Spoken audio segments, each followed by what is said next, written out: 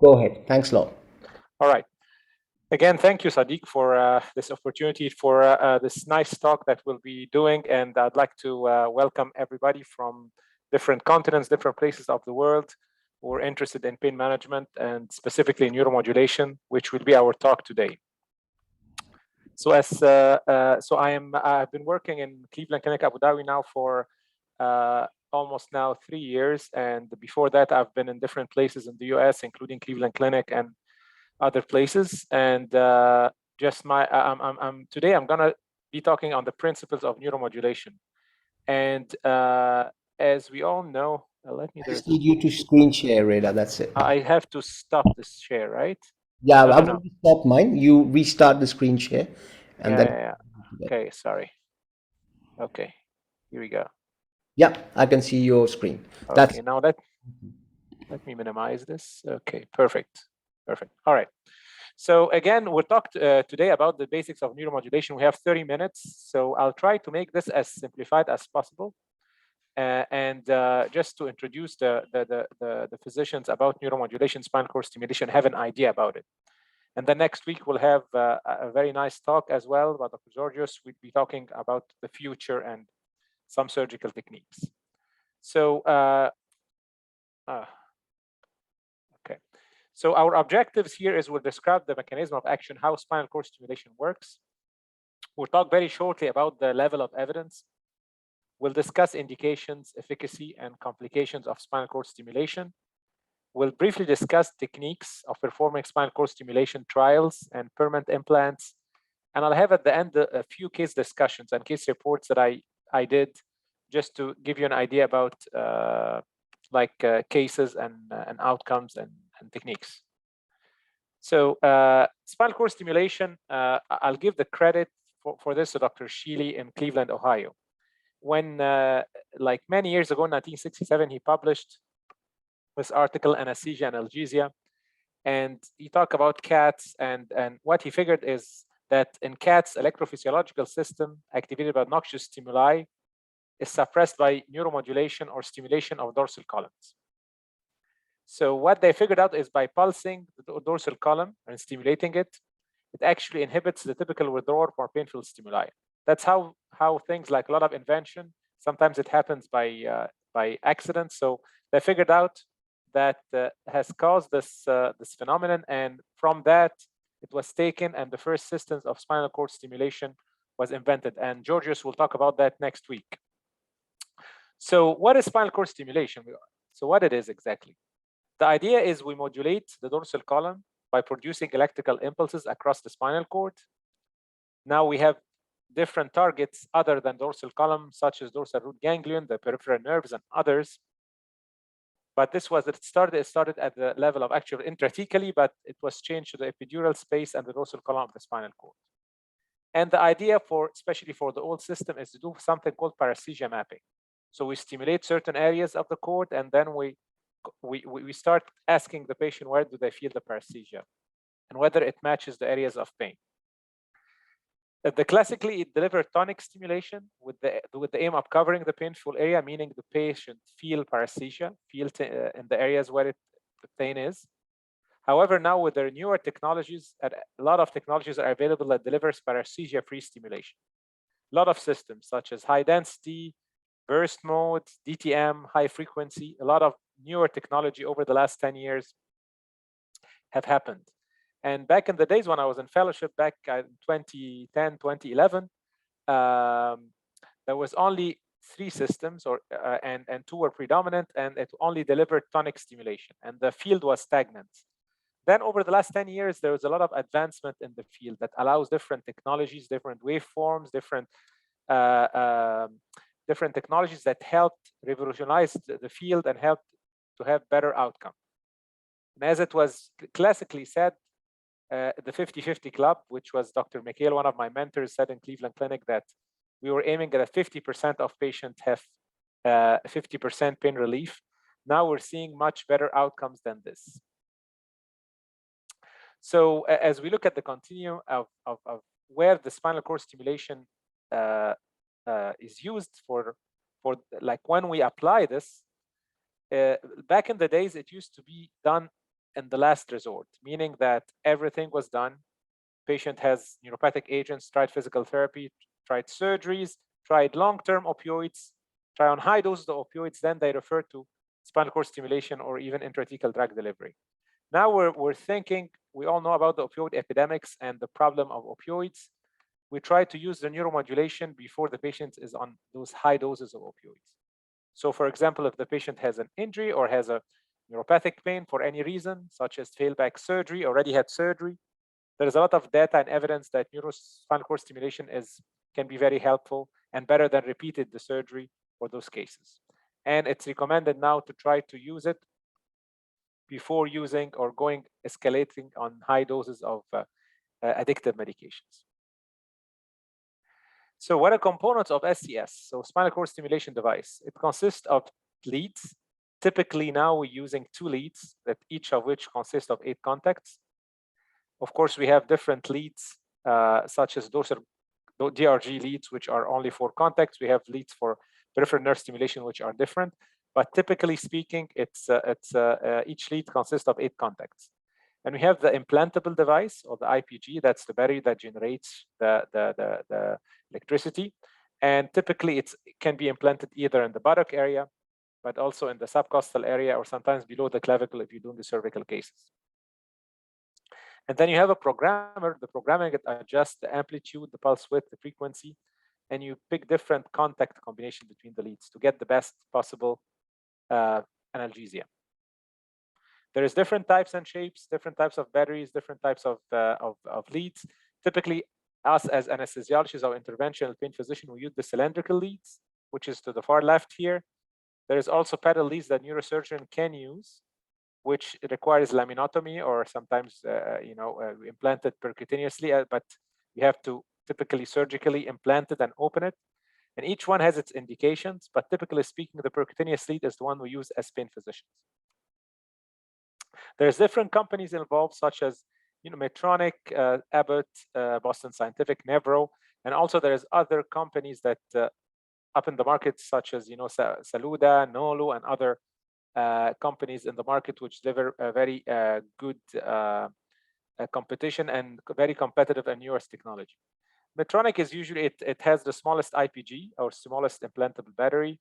It also provides DTM or differential target multiplexed SCS, which is a proprietary waveform by stimulation of the glial cells. It also provides the adaptive stimulation, which the technology automatically adjusts the therapy when the patient moves with different position. It also has an MRI sure scan, which is MRI compatible. Abbott has been there for many years, and also they have the patent for the burst technology, which is paresthesia-free technology that can have the effective component of the pain.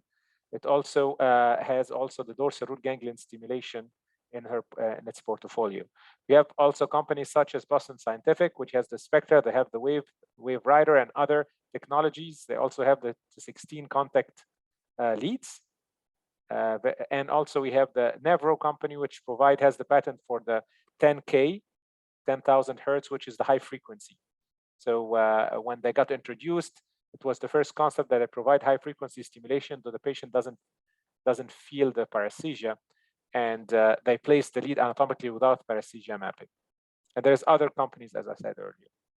So how does spinal cord stimulation works? Well, nobody really knows exactly how it works, but there's a few theories.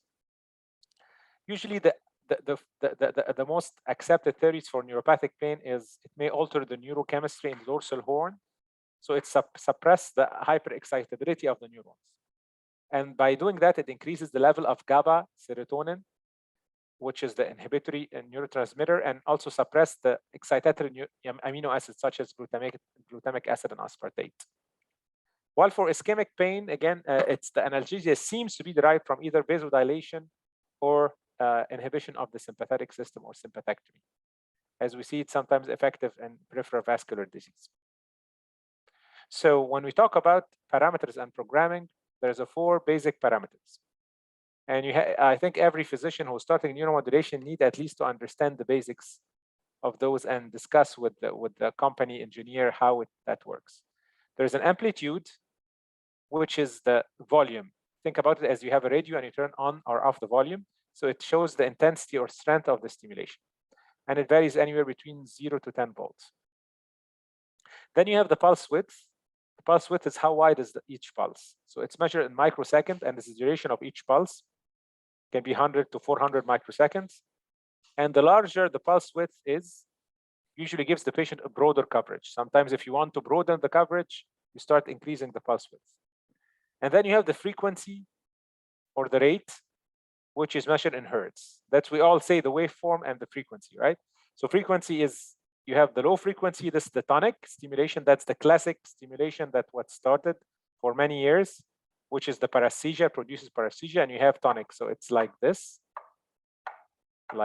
and then you have the higher frequencies, such as, for example, the 10K hertz, which is the very fast, right? And then it's paresthesia free. And then you have things like burst stimulation, which again is our paresthesia free, but it gives like burst like this. So think about each one has a different way of producing those waveforms. And then you have the electrode selection, which is again it's an art in itself, how you pick and choose different combinations to be able to achieve the good analgesia. The primary target is usually the cathode, which is negative, with electrons flowing from the cathode to the anodes. So how do we choose patients with for spinal cord stimulation? Typical indications are failed back surgery syndrome, whether it's lumbar or cervical. Also intractable lumbar cervical radiculopathy, somebody who has tried injections, tried medications, tried physical therapy, and they still have intractable pain, and this pain is not amenable to surgical correction. That could be a good indication also.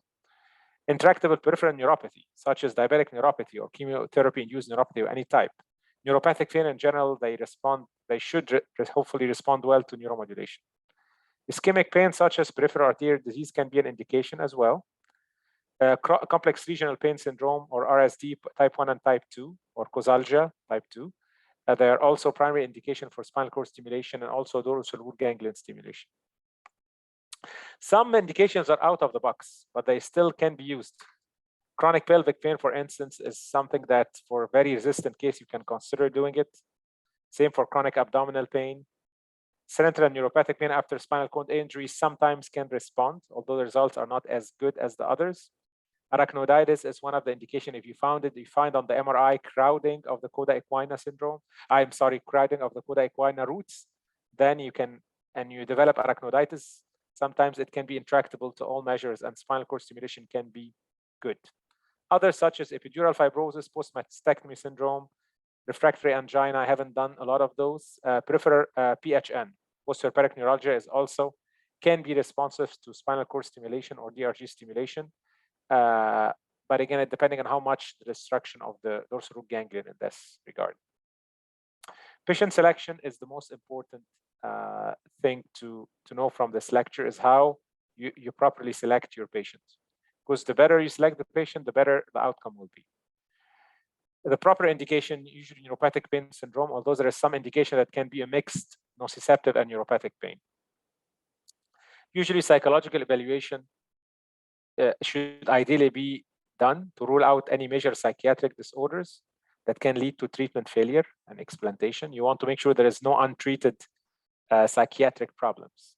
I know a lot of chronic pain patients do have an anxiety and do have depression, but if it's well controlled, it's fine. If somebody has psychosis or have some sort of uncontrolled condition that is not optimally managed, then it should be managed before considering that. And depression, usually, generally speaking, depression, somatization, and anxiety, and poor coping skills are predictive of poor SCS outcome. That's why the input of a psychologist is important. So appropriate ideal patients for SCS trial should have the following: diagnosis amenable to therapy, which ideally is neuropathic pain. Patients should have failed some conservative therapy. They should have tried first, not the patient comes to you with the one radiculopathy and you start spinal cord stimulation right away. They have to try certain medications, injections, physical therapy before going to that route. And significant psychological issues have been ruled out.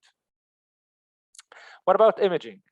at least if you're doing a thoracic SCS for lumbar post-laminectomy syndrome, you should have an MRI or a CT scan of the lumbar and thoracic spine. If you're doing a cervical spinal cord stimulator, then at least have the thoracic and cervical MRI or CT scan. You want to know before you put a lead in if there is any severe stenosis on your way. If there is a major stenosis, maybe you can cause further stenosis and cause having complications. So you have to look at the MRI and make sure there is no severe central stenosis where the lead is coming in. So the goal of the stages is first the SCS trial, spinal cord stimulation trial. The goal of the stage is to see if the patient really would respond to spinal cord stimulation. So typically speaking, I do it the American way. The American way is you put temporary leads percutaneously, and you leave it. It will be connected to the outside programmer. There is no incision, and you leave it for 5 to 10 days. And then the leads are programmed using an external programmer. The patient will be offered different programs, and then usually you start tonic stimulation to affected areas using different combination.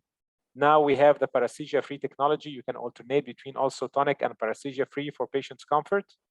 And typically speaking, after 1 week, you're in touch with the patient. They come to you and tell you, okay, during this week, my pain went down by 50%. I'm happy. I want to move forward with the implant. Or they tell you, well, it didn't help me that much. In both cases, you remove the leads. It doesn't take 30 seconds to remove it. And then you either schedule the patient for the implant, or you say, you know, that it didn't work for you, will not proceed.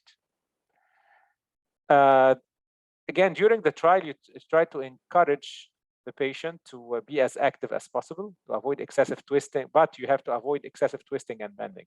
I had a patient, for example, who liked to golf, right? So I told him, like, look, you cannot golf during the trial because it's not, the lead can move easily. Then there is something called permanent trial. Permanent trial is the way it's done in Europe. This way, the permanent trial, you actually open. So there is an incision, you open it, you anchor, you put the leads, you anchor the leads, and you're doing an implant. But instead of putting the battery inside, you connect it to an extension and then to an external generator. And you can leave it for a longer period of time. I prefer the temporary, not the permanent trial. However, certain things can be in consideration for permanent trial. For example, if the cost, if you think about it, permanent trial, you use the same leads. So so instead of using 2 and 2, you use just the 2. And if the patient does well, then you can implant the IPG.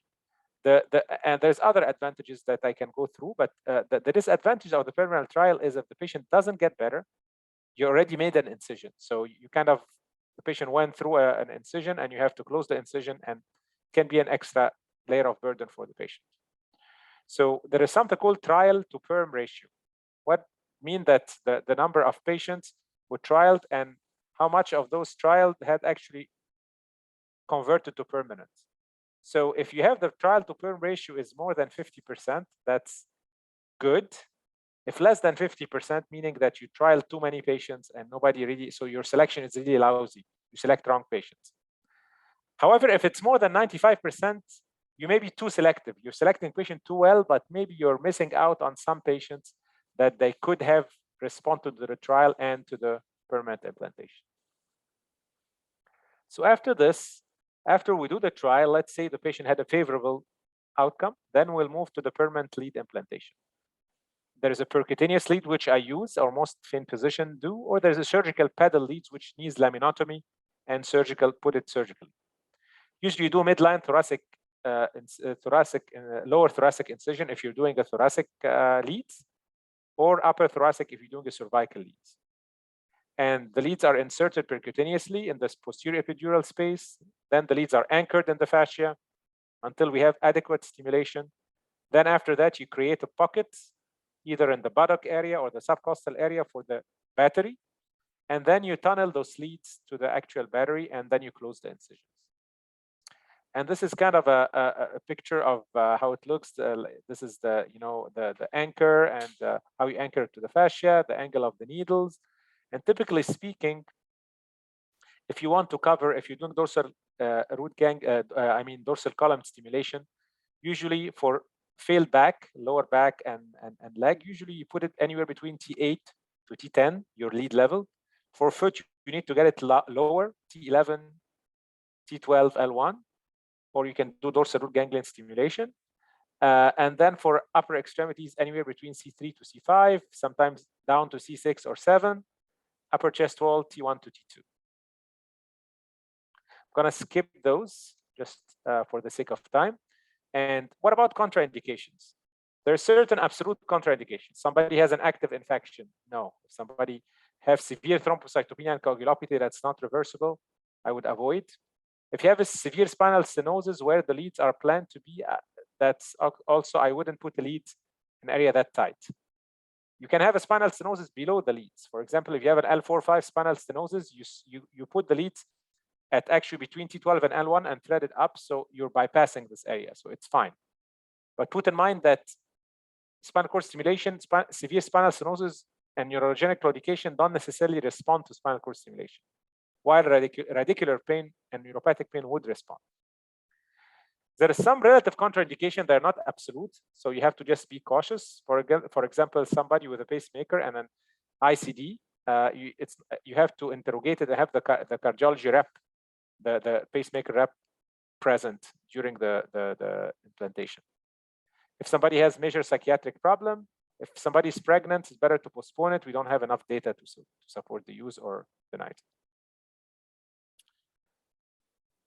Okay, there's something. Okay, so, and when we talk about SCS and neuropathic pain, there is different randomized controlled trials that was done for different indications. So for peripheral radiculopathy and black pain, there is 7 RCTs.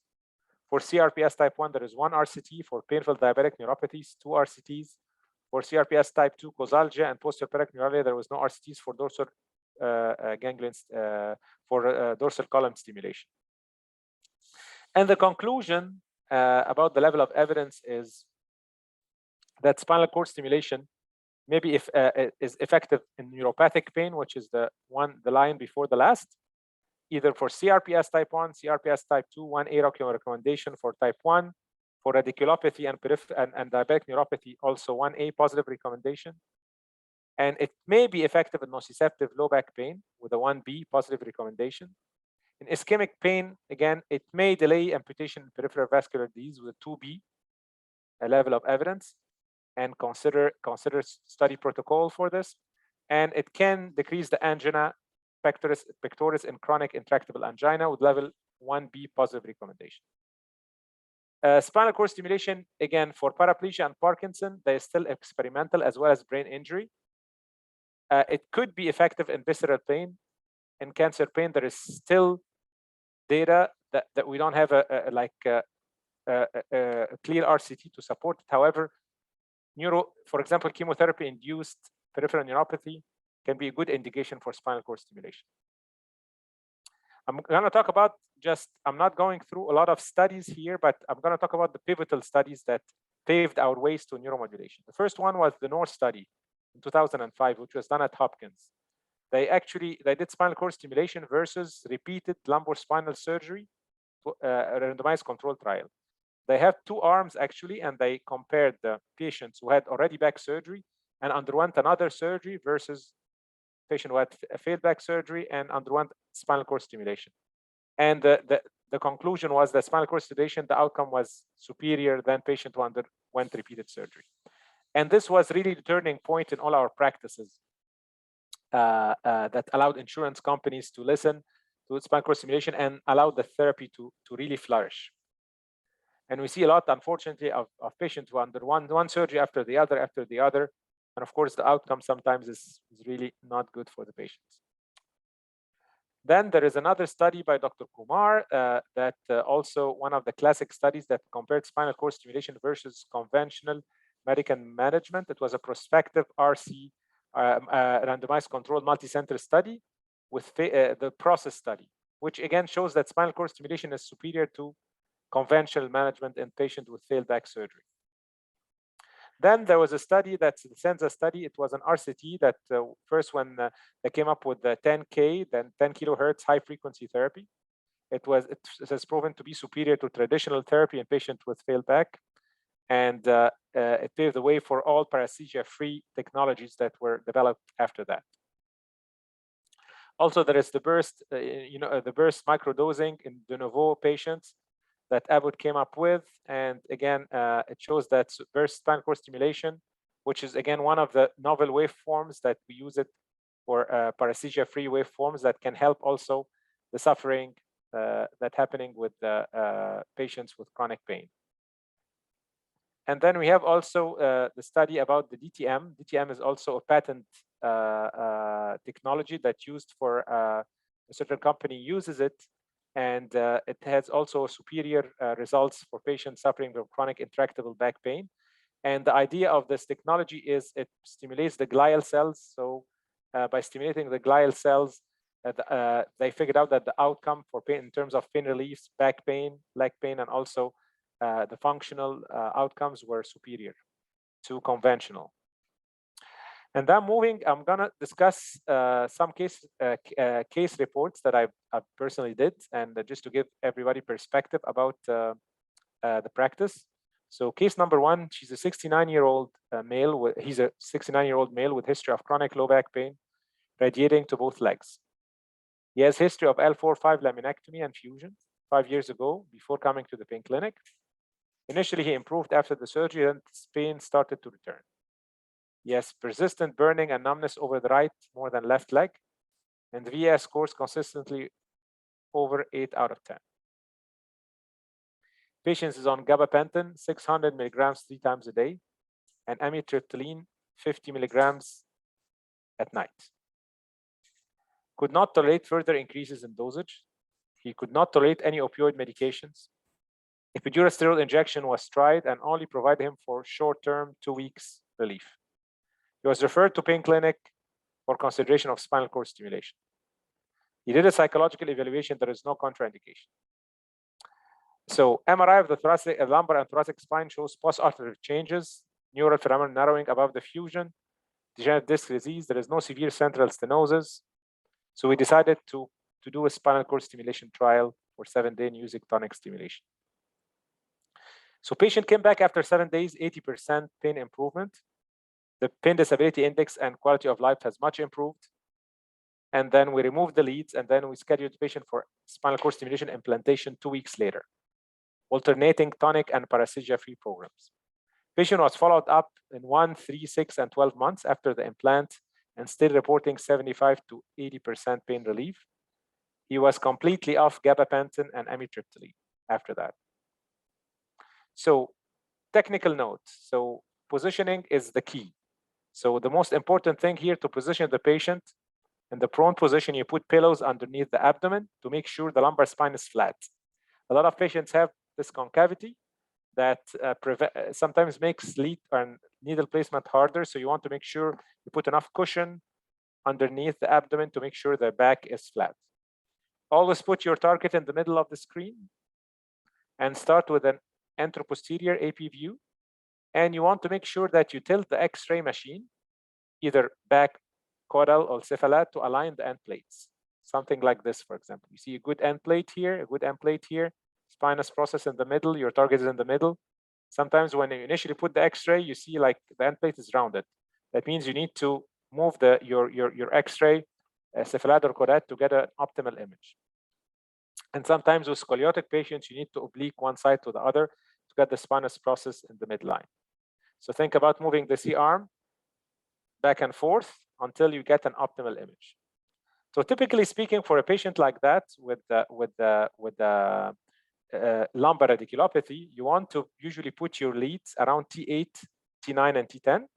Your target space would be either T12 to L1 space or L1 and L2 space. So here I'm pointing where the X-ray is. The Kelly shows the T12 L1 space. I put a mark in that space, and then I go 1.5 radicals below, which is somewhere here. And then you have to use a paramedian approach from either side. And usually you want your angle to be less than 45 degrees and more than 30 degrees. If you're going like you're doing a regular epidural and you go perpendicular, you will get to the epidural space, but you will never be able to thread the lead. You have to have your lead anywhere between 30 to 40, 45 degrees maximum to be able. So think about how the Kelly is. Your needle should be going this direction, starting below and going paramedian, and you touch the lamina and you walk it off. Usually I use a spinal needle initially and start to numb the inferior lamina of the periosteum. And then I eventually get the needle, the SCS needle, I target the right space close to the midline. It's very important to finish around midline here so you don't get off the gutter and go too lateral. So this is the spinal needle. So this is your space T12L1, the spinal needle going paramedian. I'm touching the lamina intentionally and I'm giving local anesthetic.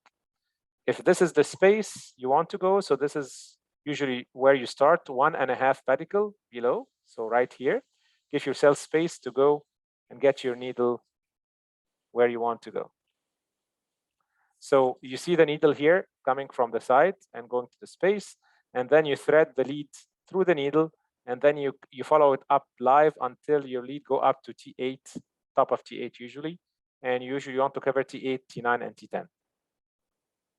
The leads are threaded through the needle and steer. The steering, of course, it's an art, so you have to know how to steer the lead so it doesn't go too lateral, and you just stay close to the midline as much as possible.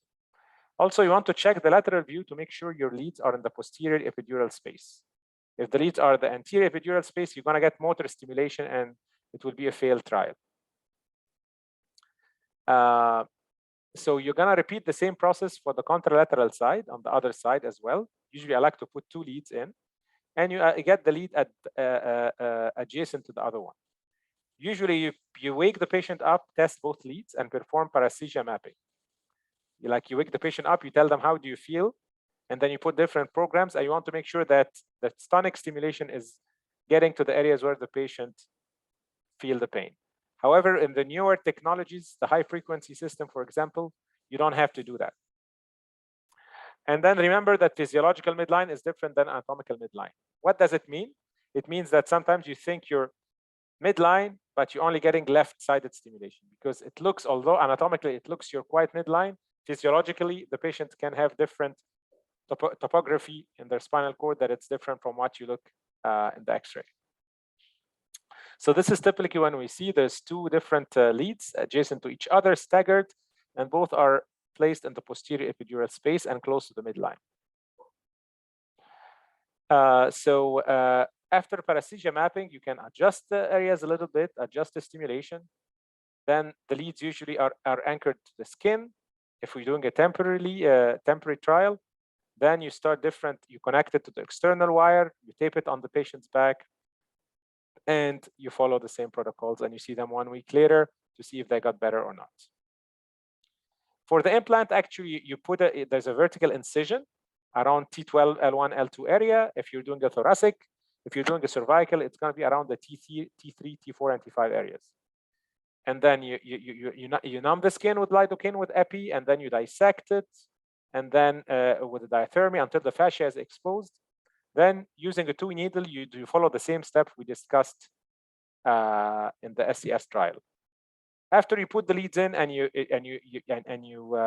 get the good stimulation, you suture the leads or you anchor the leads to the fascia using the anchoring device. And typically speaking, I like to use 2O silk or Ethabond. This is the key. If you in spinal cord stimulation, the key is you don't want to have any lead migration. So the anchoring the lead is very important. You test the impedance, make sure everything is good, and then you create the IPG pocket or the incision for the battery, which can be in the buttock area or the subcostal area usually. And then after you put the lead in, then you tunnel using a tunnel device. You tunnel the distal end of the lead to the IPG or the battery using a tunneling device. Then it's very important to do a lot of antibiotic or a lot of irrigation to the area to prevent infection.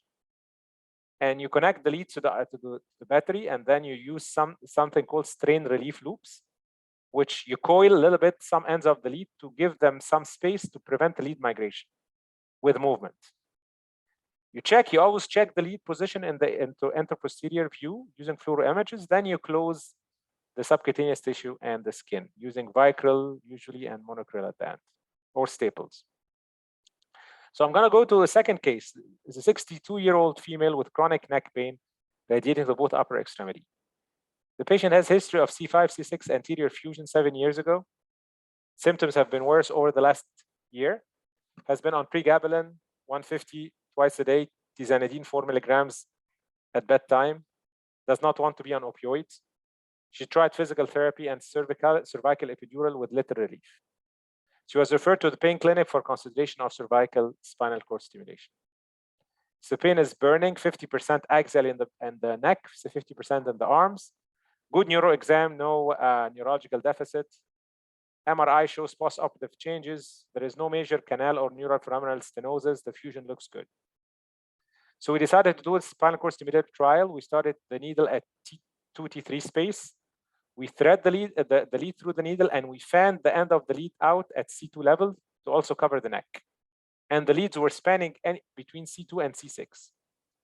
And trial provided 75% pain relief, and we alternate high density paresthesia-free and tonic stimulation.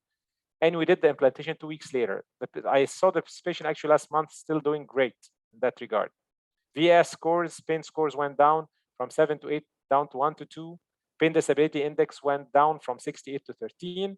She was followed up to 12 months, and she's still on pregabalin, but much less, 75 BID from 150, and she's off all other medications. This is the actual case. So you can see this, the needle is coming from T2, T3 space. And then we use the contralateral oblique approach. And then we thread the needle, the lead up through. And then there's another one, thread it. And as you can see here, we try to fan the proximal ends of the leads to get the contacts a little bit far to cover the neck as well, because she has 50% of her pain was also in the neck. And by doing that, we'll be able to cover the neck really perfectly. So what are the complications that we have? So lead migration shows 10 to 30% in aerial studies. Now we see less because of the anchoring technology. It's more on the cervical than the lower thoracic because of the motion of the neck. Lead fracture and malfunction, 5 to 10%. Usually it's, the fracture is distal to the fixation point. And battery failure. And again, battery, usually the lifetime of the battery can be anywhere between 5 to 10 years, depending if it's rechargeable or non-rechargeable, and depending also of the parameter we're using and how much power we're using. There is something called biological complications. So pain related to device components. The most common pain is some patients, they have pain around the battery. And usually patients sometimes, if they lose weight, this battery can be, if it's too superficial, it can erode the skin and causing some discomfort. Wound infection, 4 to 10%. And then 50% are staph infection, and 50% of cases are at the battery site. Preoperative antibiotic is a key.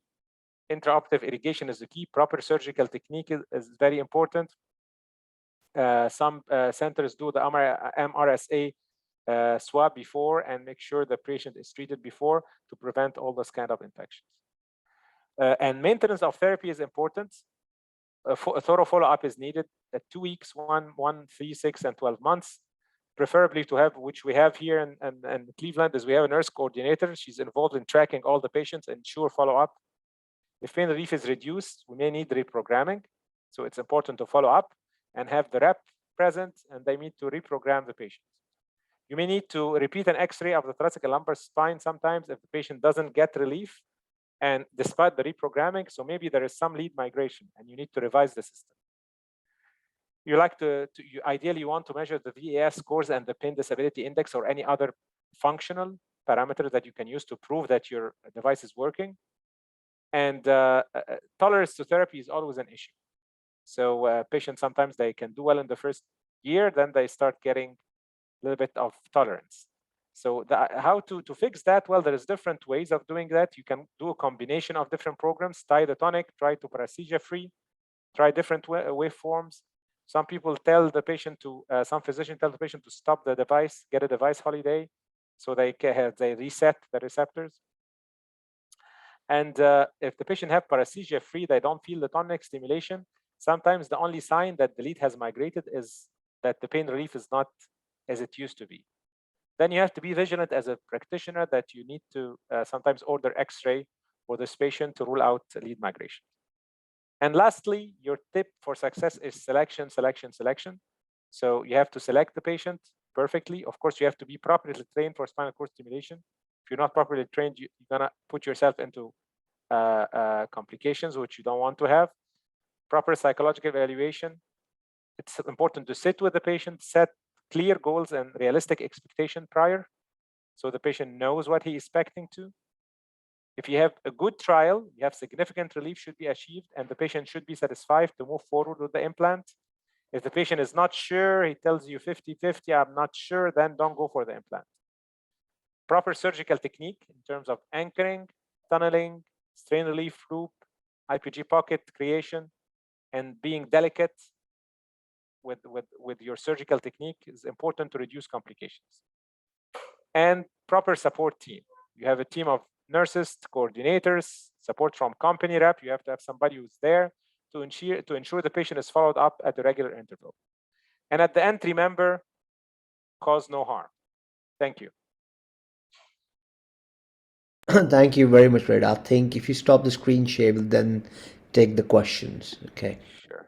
That was very, very good, very thorough, and very much basics. That's what people needed to know.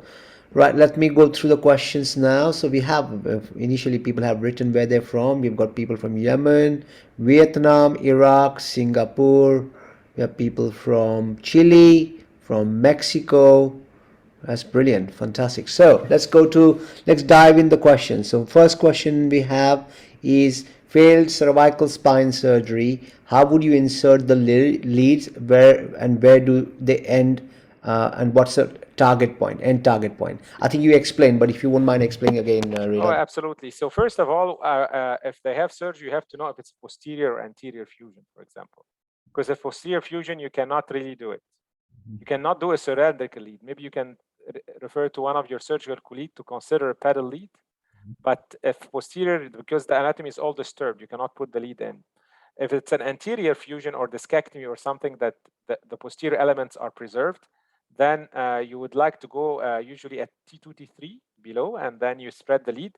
And typically the lead up, you can go, depending on the pain distribution, anywhere between C2, typically C3 to C5 is the keys, but you can always go to C2 and fan it to get the neck. And sometimes you can lower it to C6 to get the extremities or the hands, for example. So that's kind of your target. Fantastic, thank you. Then the next question we have, would you perform SCS trial by the patient who already had an intrathecal drug delivery system? Well, yes, you can. If depending on the indication, if you think that the indication is proper and the patient has really neuropathic component of the pain, then yes, I would consider that. Okay. But put in mind that you want to make sure how much intrathecal drug is he using, and is it like a humongous dose or not, and all this kind of things. Sure. And then another question we have from Georgios is, based on your extensive experience, do you think there is a lucid interval for SCS? For example, good results within first 2 to 5 years after the onset of pain, or even longer? Like, is there a lucid interval? Have you come across patients with lucid interval after the meaning that they do well, then they don't do well after that? Yeah, so I've seen in my fellowship, so I've been practicing for 12, 13 years now doing neuromodulation. So the answer is, yeah, sometimes you see that. And that's why it's very important to monitor those patients on a regular basis, even if they're doing well. That's the key importance of having a nurse coordinator, because sometimes those patients, they get lost and then the battery, for example, stops working, or the lead, there's a lead migration, or there is some technical issues that can be reversed. Despite all this, sometimes after 5 years, you can see certain patients who get tolerance to it. Right. And there is no clear how to prevent that, but you try to use the newest technologies and try to use different waveforms, different things in your disposal to try to get through it. And sometimes device holidays, sometimes you give them a break, and then even though I'm not doing any neuromodulation here, but when I was at Guy's and St. Thomas's, they actually used to change the pulse generator. So patients who were not responding, or who had implantation of lead long time ago and they've stopped responding, then, as you said, you will change the different program onto the they will implant a different device rather than changing the leads are compatible, and that will probably make the patient a responder. It will convert a Yeah, non-responder to a responder because now you're stimulating the spinal cord using a different waveform or different kind of either high frequency or burst stimulation, and that probably will work better. Great. Now we have another question here. What is the anatomical basis for choosing the levels for the lead contact points? Like what anatomical? no, so it depends on topography of also. If you look at the anatomy and where, for example, the areas for the dorsal column, and each area is represented in the anatomy for different. So it has nothing to do with dermatomes, because when I first was a fellow, I was confused. The nerve root is different than where the dorsal column and topography is. For example, we know that the lower extremities, it's anywhere between T8 and 9. For example, if you want to get the foot, then it's anywhere between T11 to L1. If you want to get the neck, then it's T2. So it depending on how those descending pathways and lies in the dorsal column of the spinal cord. Right. So We it's have. confusing.